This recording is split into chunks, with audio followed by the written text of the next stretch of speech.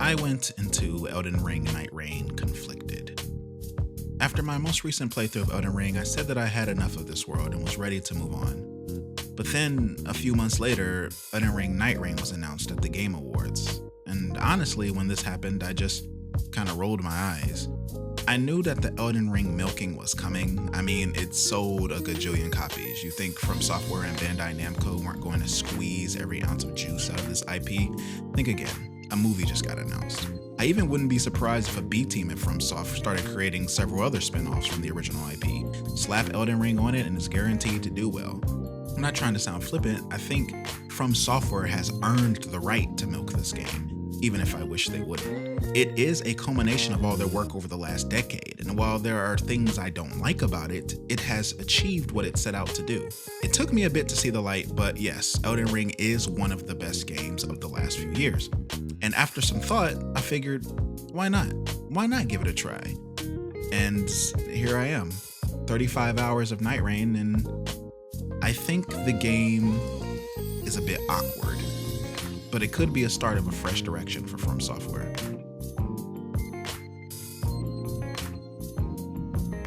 Now I'm going to try to keep this one short. I don't have as much to say about Nightreign relative to Elden Ring, but in my early access, I did find myself having a lot of thoughts. This video is not quite the return to form that some might have been hoping for. It's sort of a messy journal of my time with the game, and honestly, I will likely write an in-depth essay on it, but I'm so far behind on other games I wanted to cover, who knows when that will come out. Disclaimer, opinions ahead, your time with the game will be different from mine, my thoughts and opinions were crafted through a lifetime of gaming and other experiences. At the end of the day, it's all just video games. Alright, so full disclosure, I have not rolled credits on Nightreign as of the recording. I'm exactly 35 hours in, and I've beaten 3 of the 8 Night Lords. The video, of course, will feature footage from my gameplay, so there will be light spoilers. I'm going to start with something not necessarily bad, but something that really made me feel that the game was awkward. If I were to sum up my first 30 hours of Nightreign, I can't find a word better than awkward. If I can get straight to it, the first thing I want to talk about is the game's difficulty. Elden Ring Nightreign is designed around a whole party of 3, and my first claim is that the enjoyment you get out of this game will depend heavily on who you play with. Yes, this game does allow for solo expeditions or solo runs, but in my opinion, it is not meant to be played this way. In the other Souls titles, enemies are scaled upward for each player you have summoned into your world, so I figured that Nightreign would behave similarly. Boy was I wrong. Nightreign has a habit of filling boss arenas with miscellaneous lesser enemies, and this isn't a problem at all in a full squad, but even with 2 people it feels excessive, let alone with just 1 person. This could be a skill issue, but with such an emphasis on speed and timing, even if you were a Nightreign god who's able to perfectly kite and wipe out outposts on your own, there's no way you'll have enough time to loot everything properly, at least not in the early game of a run, which arguably is the most important. I do not recommend playing this game solo, at least not until a balance patch is introduced. There's a rumor that a duo mode is coming in the future, and hopefully with that some sort of balance adjustment. Unfortunately, one of the playable characters in Nightreign is locked behind a boss fight you have to do solo, which I won't spoil. But still, that fight felt impossible to do with the squishier characters like Duchess and Recluse. I was only able to beat it by swapping to one of the tanky classes and abusing the game's AI. The boss fight consists of you fighting 3 enemies at once in that fight, and they all deal tons of damage. Yeah, it was doable, and I know I preached the community to not be afraid of different playstyles, but I'm curious what From Software was going for with this sort of tacked on solo player experience. Continuing in the same vein, I think if you're still not convinced that the Souls games have a difficulty creep problem, then I'm happy to tell you that all of the worst aspects of difficulty are very much present in Nightreign. Nightreign's difficulty is tied to 3 things. Team composition, this includes the characters you choose, your party, the weapons you pick up, your build, etc, etc. Overwhelming you with enemies, and using enemies that flail, teleport, and employ other annoying movement tactics to keep you always on the defensive. I'm talking specifically of the new content. Bosses from the previous Souls games are pretty much the same as they were with a few changes here and there, but the Night Lords, oh my god, if you're a fan of the boss design of Shadow of the Erdtree, you can rejoice because those design philosophies are still present here. This was an opportunity for growth from Software, and I'm disappointed that they didn't rectify an issue that I and many others had with Elden Ring. One of the major changes that Nightreign brought to the Elden Ring formula is the ability to sprint. Torrent isn't available in Nightrein, but it isn't necessary with this enhanced version of running. This ability is a godsend, and you'll be doing it pretty much all the time, during looting and combat, all the time. Unfortunately, this mechanic isn't a good answer to the problem of boss mobility.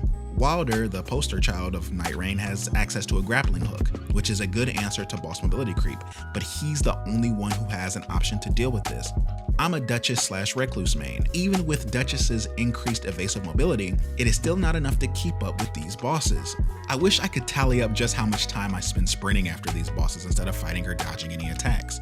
From Software, I beg of you, let this kind of boss design end with Nightrein, or please provide a universal answer to this problem in future titles. You already did it with the grapple hook in Sekiro. Why not give everyone a grapple hook and give Wilder a new ability? Another thing I was kind of worried about was content, just how much of it is new and how much of it is more Elden Ring rehashing, but I'm 30 hours in and still haven't seen all of the game has to offer, so maybe I'm just used to it now after playing Elden Ring so much, but who knows?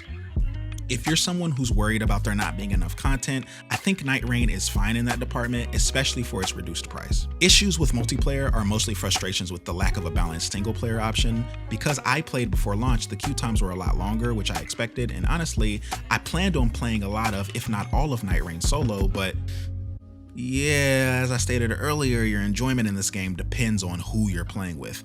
Team composition is very important, and with the game's love of flailing bosses who constantly teleport or fly away from you, you want to make sure that at least one of your party members have ranged options, good ranged options. There's a boss in the middle of the expedition list that flies the whole time, so if you're a team full of melee characters and you didn't pick up a ranged weapon during the farming sections of gameplay, you're just out of luck. Listen, I get it. There are 2 big reasons to pick Recluse every run, but do not pick 3 of them. Nightrein bosses will eat you alive. Save yourself some time. Don't do it. Make sure you have at least 1 melee and 1 ranged pick in the tool belt. Outside of that, I had a few minor issues, some hitbox stuff, some wonky AI pathing, some desyncing, some network hiccups, but all of these minor issues are just that. Minor, and across my 30 hours, these issues maybe happened once or twice, which, is fine. Things can't be perfect. I did have someone rage quit in my runs while playing, and then I got them again literally right after that expedition. When leaving a run in Nightrein, you are warned that you may incur a penalty, but this guy left back to back, and I don't think he ever triggered said penalty. I'm not sure what the threshold is, but I wouldn't mind a first rage quit maybe equaling a warning, and a second rage quit right after equaling like a 30-minute time penalty and so forth. It may seem a bit harsh, but like I said, losing a player is detrimental to a run because you really can feel that loss of manpower. As for the game's balance, I think Nightrein is in line with Elden Ring, and by that I mean it's pretty unbalanced, but the way it's unbalanced is different. There are so many moving parts that can influence the difficulty of a run. Like I said, team composition, luck during the farming stage, luck during the boss fight randomization.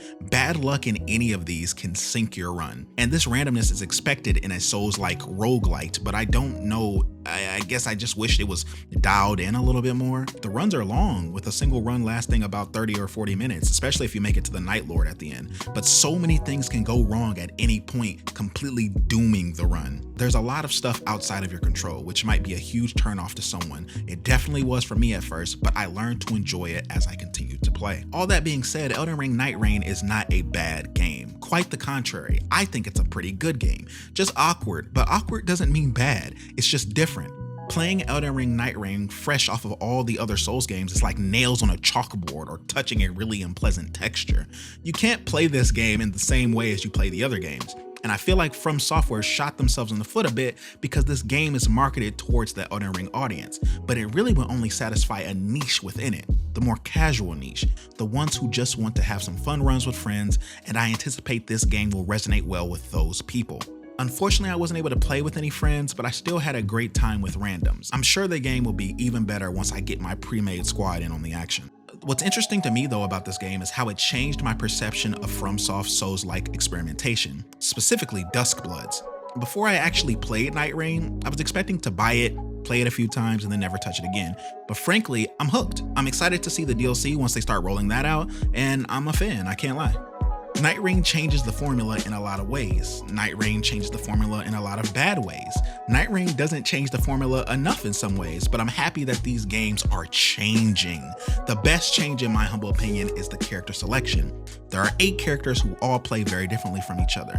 This is something I would like to see expanded on in future titles. Souls games already offer a ton of replayability, but there's room for improvement. Implementing a class system that has unique gameplay mechanics to them gives me more reason to play through the game again, because in all honesty, choosing a class in the previous Souls games just dictate the early game. By the end, you can have your mage class tanking and your tank using bows. I don't know, I think I just prefer less freedom and more meticulous designed experiences that are balanced.